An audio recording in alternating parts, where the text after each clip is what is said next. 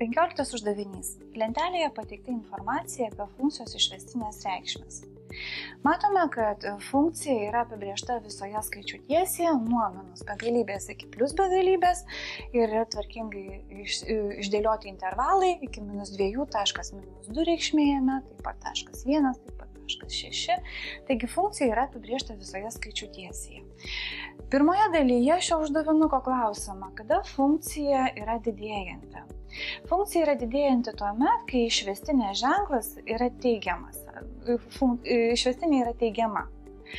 Matome, kad išvestinė teigiama yra pirmajame intervale nuo minus begalybės iki -2, taip pat intervale nuo 1 iki 6. Taigi atsakymas būtų, funkcija yra didėjanti, kai x yra intervale nuo minus begalybės iki -2 arba nuo 1 iki 6.